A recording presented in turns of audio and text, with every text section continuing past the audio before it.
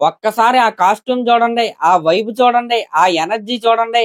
ఇది కదా మనం మిస్ అయింది ఇన్ని సంవత్సరాలు కూడా.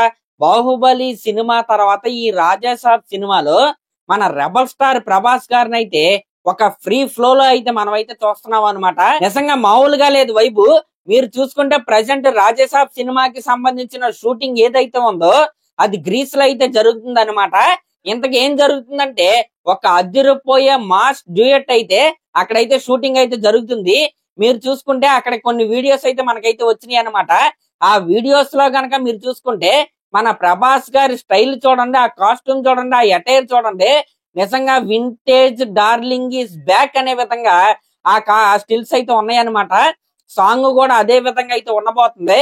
మన నిధి అగర్వాల్ గారు అలాగే ప్రభాస్ గారి మధ్య వచ్చే ఒక మాస్ డ్యూయట్ ఇది. ఈ సాంగ్ ఒకటే కాదనమాట, ఈ సినిమాలో అదిరిపోయే ఒక 4 పాటలు అయితే ఉంటాయి.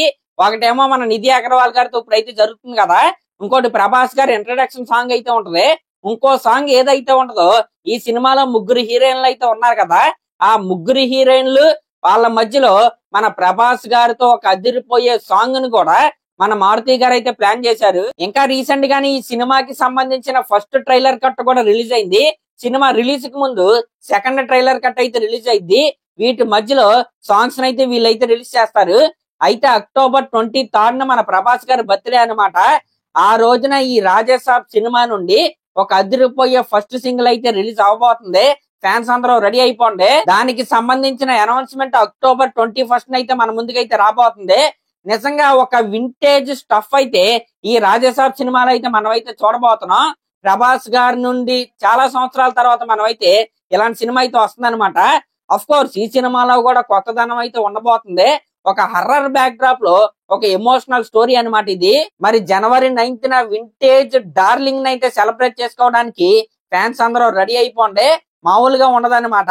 ఇది అసలు ఈ రాజాసాబ్ సినిమా ఏంటంటే మన పవన్ కళ్యాణ్ గారిది ఓజీ సినిమా అయితే వచ్చింది కదా, అది సెలబ్రేషన్ ఆఫ్ పవన్ కళ్యాణ్ గారు అలాగే ఆయన ఫ్యాన్స్ అనమాట.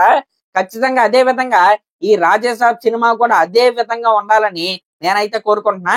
మరి అదనమాట మ్యాటర్. మరి దీనిపై మీరేమనుకుంటున్నారో కామెంట్ చేయండి.